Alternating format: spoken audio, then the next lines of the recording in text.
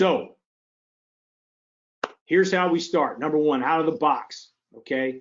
Number one, you purchase your H10 sensor, okay? You're gonna go to polarflow.com.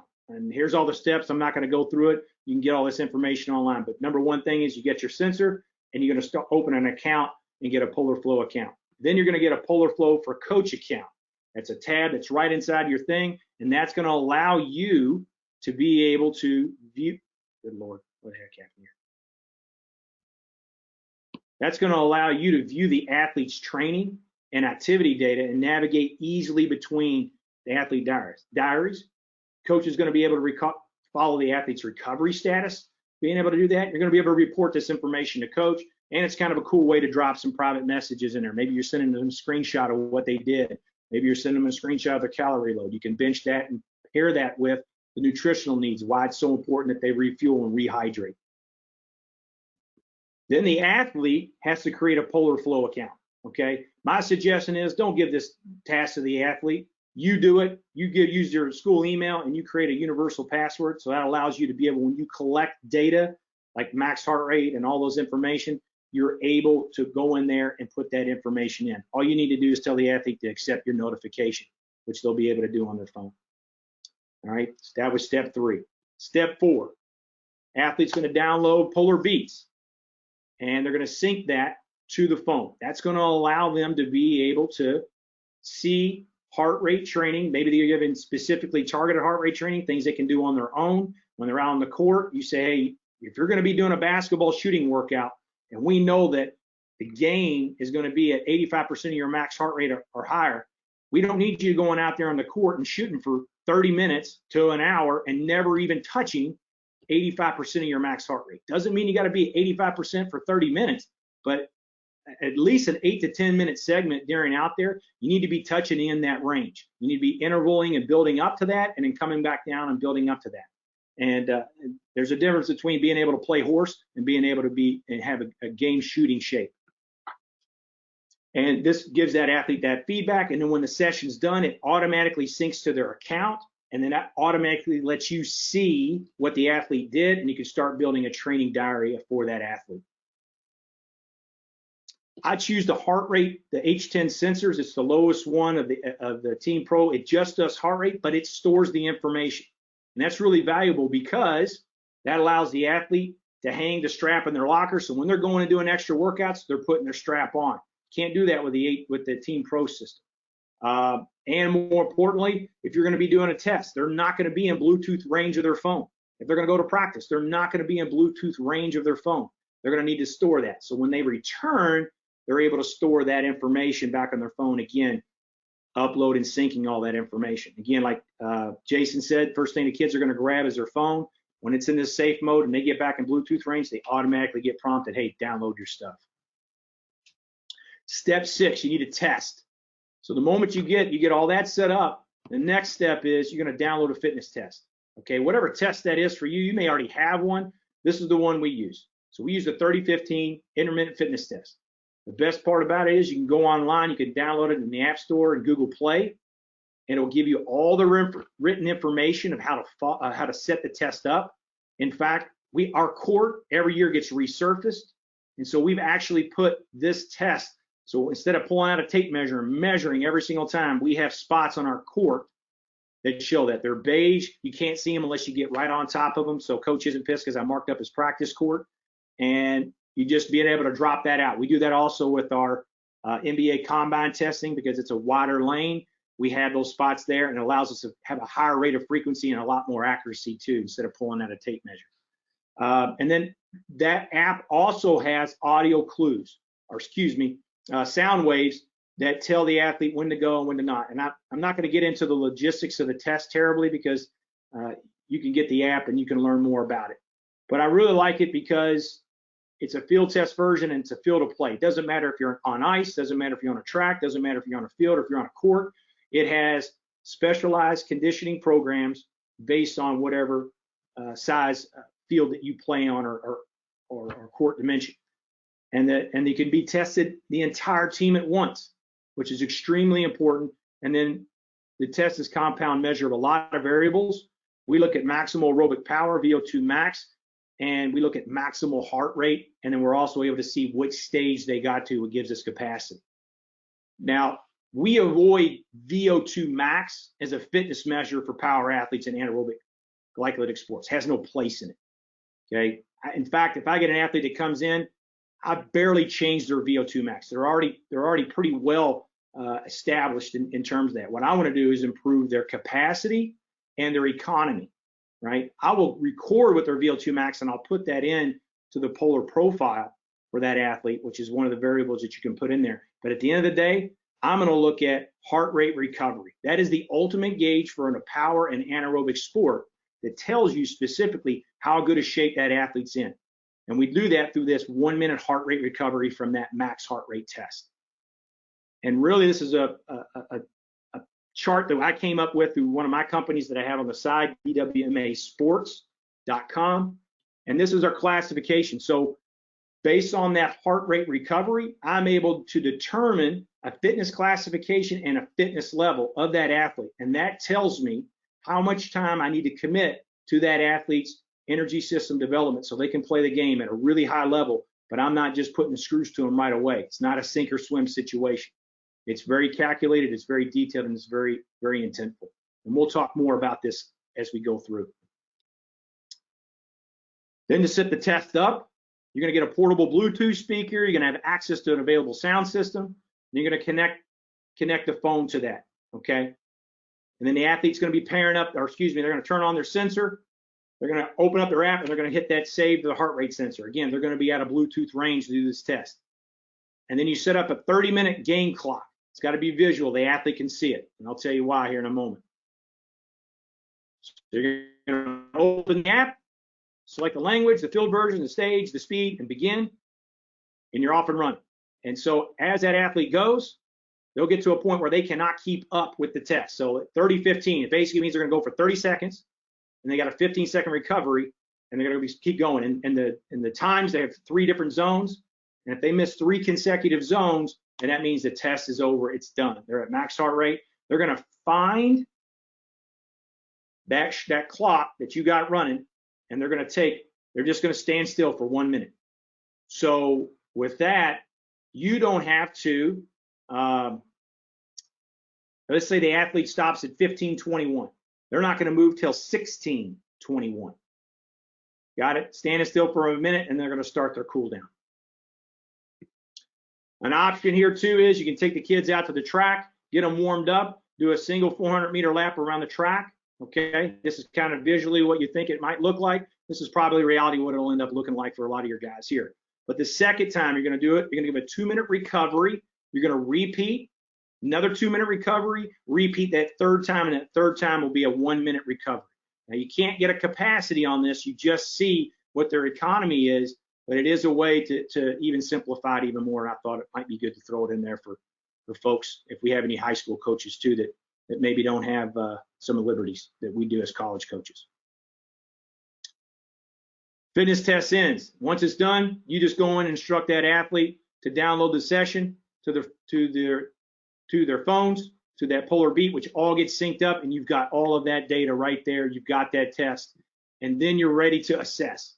You're ready to look at and determine what this level of fitness classification is for this athlete, and you're also ready to look at and see what their economy is as well.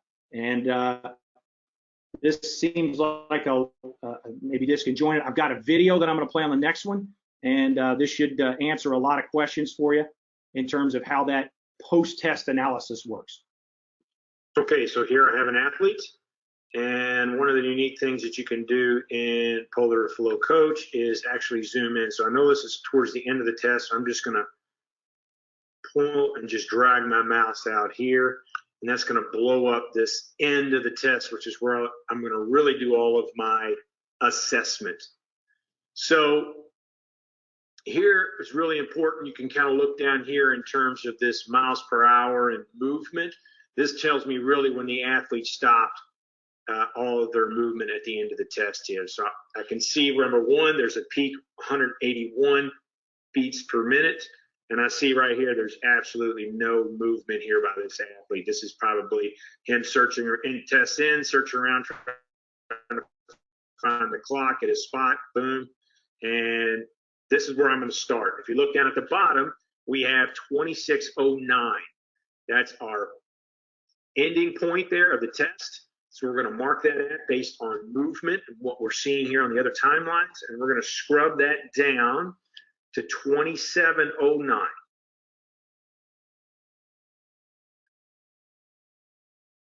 Okay, so that would be 154 beats per minute. So that athlete recovered from that 26:09, 181 to 154. You would subtract that 181 from 154 and use that to see how much time that athlete recovered, how many beats in that 1 minute. So 181 minus 154 is 27. So hopefully that made sense to you. We're looking at that heart rate recovery, and that gives us a fitness classification and a fitness level of this athlete. So at 27, this athlete would be average and would be a level 2. That's going to be important, and I'll explain why here shortly. Ideally, what we like to have is by the time we get to conference, our athletes at 40 plus. So the average play lasts 1 minute and 20 seconds with a 45-second recovery. We found that to be most optimal for our guys to be able to recover and be able to play at a really high level during that timeout, or that dead ball timeout. And when I start the preseason, we really like our athletes. When we start our practice, we kind of like our athletes to be in this 30. We like them to be good. And as we progress through the season and we get into conference, by the time we get into that March area in conference play 2, mid-conference, we're going to be right in this 40 beat. 40 plus beats is where we're at. And one way I test that and see that, because I'm not doing this test in season, obviously, is when we have bouts where we're going up and down and we have extended period. I've worked with coach, and we know that the best time to go to the free throw line is when you're tired. So we'll stop right there, and the guys know that I may make a shout out to them, and I'll make some markers. I'll hit the stop button. Those guys will go to the basket wherever they're at, and I'll be able to see how well are we improving in season without even actually doing a test per se, but just seeing them from max load and how quickly they're recovering. We're going to take all of that information. So we're going to take the VO2. Remember, that doesn't really matter other than it's just a profile that we can add to this polar flow profile. We're going to add that, and we're going to add their max heart rate. That's extremely important because we're going to periodize off of that max heart rate percentages and workloads of max heart rate in our programming. And then really, once we have that, now we're getting into sports training and fitness components. And this could be a whole nother segue and a whole nother presentation. So I'm going to go through this pretty high level, but I'm going to give you a really good understanding of what you can do. And then you as a coach can put your spin and your twist on it. But at the end of the day, this is how we model out our sports training fitness components. We want, number one, we want to have a base of endurance. That's literally like block 0 of strength training. It's GPP of strength training. That is what to conditioning is. We want to have an unbelievable base of endurance, work our way up to stamina, economy, and speed. And to define those, endurance is the ability to stay fast for the entire game, right? That's how we define that. The stamina is the ability to sprint back and forth for several plays in a row. And economy is the ability to go at game pace while using the least amount of oxygen and energy. Remember, we want Ferraris with a Prius fuel economy. And the leg speed to be the first to get to the ball or the ball carrier. So that's really our intentionality behind how we're doing that. And again, we're manipulating the volume and intensity based on the type of year, whether it's off season, in season, preseason, and managing that accordingly.